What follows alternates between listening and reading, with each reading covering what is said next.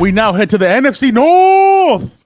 When we come and talk about our NFL division previews, little Game of Thrones there, obviously terrible last season, but I digress.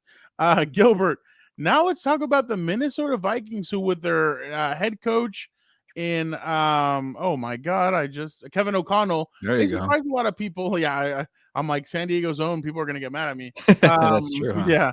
Yeah. He jumped out first year. They make the playoffs. Obviously, they got upset by the 8-8 or 8-9 or 9-8 New York Football Giants.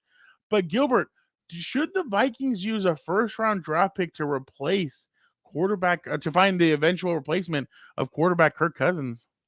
It's tough because I think where they're picking, like, you don't want to reach either, and but I think Kevin O'Connell is done with Kirk Cousins. I think even the new GM is, and I think Kevin O'Connell wants like his Matthew Stafford. He wants a guy like who's gonna like be an assassin in the pocket, a surgeon, and just pick you apart. And Kirk Cousins hasn't really done that. He's just too chaotic up and down. So the one you keep seeing the connection is like a Hendon Hooker, like.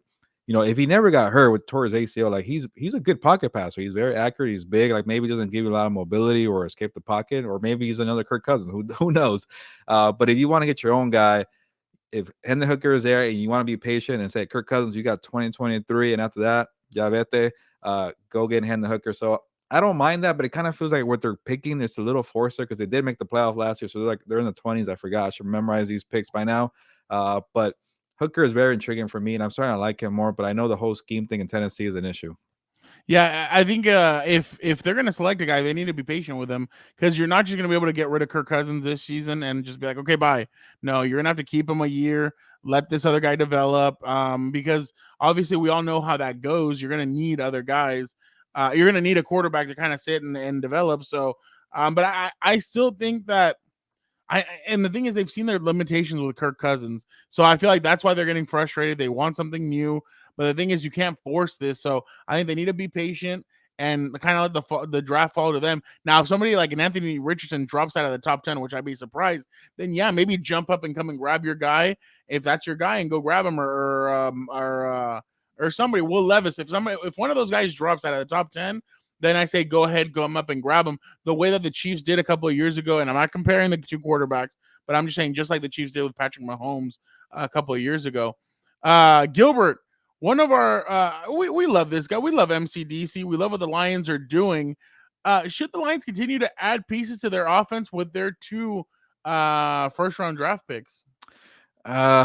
I'm gonna say no because I think the offense is pretty good, and I know I keep going back and forth with Anthony Richardson, and I love to see him in that offense. But Jared Goff, I'll put respect to your name, and you've been a good player the last couple of years there with the Lions. So I think focus on the defense. We're picking number 6, right? Another team that benefited from trading a star veteran quarterback like a Stafford and a Russell Wilson, by the way.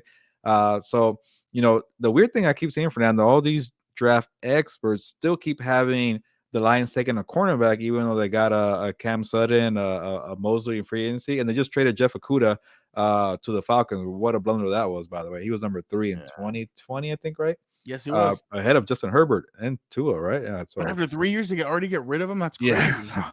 So maybe they need like a true number 1, like a Christian Gonzalez or Witherspoon from Illinois. There you go. But yeah, definitely, I think defense, but then also in the back of your mind, maybe like a Richardson. I keep saying that. Yeah, no, and I mean, you're obviously going to need to find something because Jared Goff is going to come, and that's the thing. When Jared Goff signed his contract, he was still fairly young, so he's going to command maybe another big contract. And do the Lions see him as a future? Who knows? I mean, that's obviously Detroit's going to be the only one that knows if he is or not. But I do think that they need to maybe select another. Well, maybe select another receiver or some more help. They do need tight end help as well, from what I remember, because they are picking number 18, so I have 2 picks. Yeah, they traded Hawkinson over to the division rival, which was the Minnesota Vikings, which was weird. So yeah, I'd say that it'd be interesting to see them go up and grab a quarterback and maybe sit him for a year and let him become their guy. So yeah, I wouldn't put anything past the Lions. They've selected really well. Last year they selected really well again for MCDC.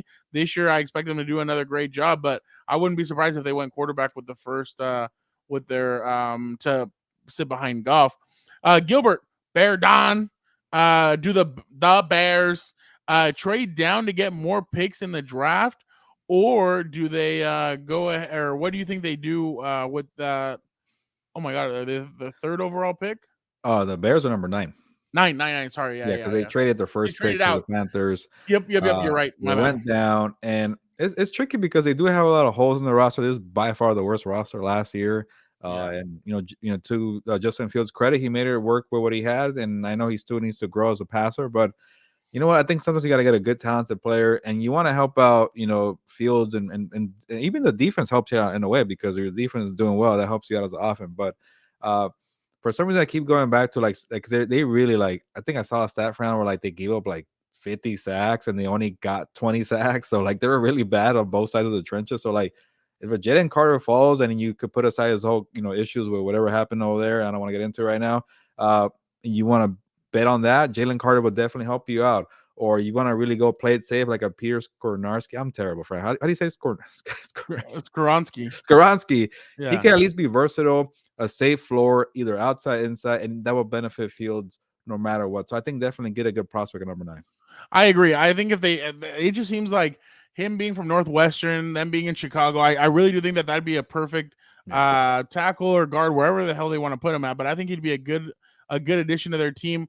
Now, if you want to go get a corner, like maybe if Christian Gonzalez is still there or other corners are still there, maybe you go get a corner, a Joey Porter Jr. Maybe that might be a little bit too high for him, but I've seen him all over. But if they Trade just down need, in your scenario. yeah. I mean, and that's the thing. You can tell they need different positions, like you said. So why not go get somebody that can help your team out? But can you imagine Jalen Carter was going to be the second or third overall pick? Can you imagine if the Bears come away with him and they traded down and they still came away with him? Like that'd be a steal right there. I But feel like it's range. I feel like it's gonna be somewhere in the 8, 9, 10 range. so do I, like right around that range. So it'll be interesting to see if the Bears come away with him. But hey, he'd be a cornerstone for their defensive line, which obviously needs help. Gilbert, the Packers, once they get obviously Aaron Rodgers traded to the Jets, because we're now in the Jordan Love era, do they need to prioritize weapons on offense to kind of help this kid out and give him what he needs? Yeah, I think so. It's like I think Dan mentioned it in the episode earlier this week. Like we haven't seen Jordan Love. He's like an unknown a player prospect. So maybe the more weapons, the better. They even need help on offensive line a little bit too. So I Yeah. wouldn't mind offensive line, but I really like Christian Watson. The way he played down the last month because I went to Green Bay in December for that Rams game, and Christian Watson was pretty outstanding. There's another guy there. I'm blanking. Romeo Dobbs, right? I think I forget. Yeah. He's decent. So they have some playmakers there. But they don't really have a tight end. That guy, the guy with the ponytail, went to the Chicago Bears. I forgot his name. Robert Tonyan. There you go, Tonyan, Aaron Rodgers' friend. So they need to get some more weapons, and you got to help out, Jordan Love because I think he has a good arm. He's athletic, so you know what? Test out that arm and give him more weapons. I mean, maybe like a guy like Jackson Smith and Jigba. I keep saying his name because he's like not like going to be a for sure star, but he has a safe floor where he's going to get open. He's going to move the chains for you, and maybe he could be like kind of like a Keenan Allen, right? No, I agree with you. I think that they should definitely they need to look at everything because their defense needs help as well, but their defense is actually not bad. They have Mackenzie Alexander. They have some other pieces on that defense. The offense kind of what's going to need help, especially because, like we said, Jordan Love is coming into his own. David Bakhtiari is their left tackle, but he's been hurt.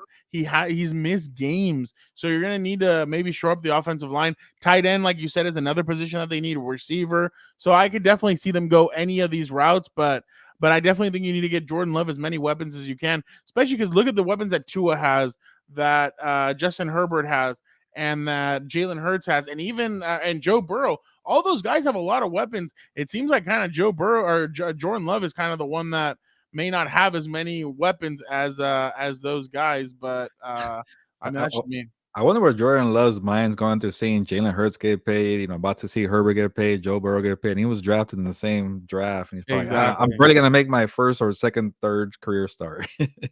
Incredible. But guys, don't forget to check out everything else. We have every single division previewed leading up into the draft. We're asking the tough questions about what's going to happen with each team. So don't forget to check out and remember, be a compa and tell your compas, hey, you're a 49ers fan. Guess what? The compas did a breakdown on your team. Boom, go check it out. So we appreciate you guys so much. And don't forget to be on the lookout for the rest of our the rest of our NFL draft preview by division.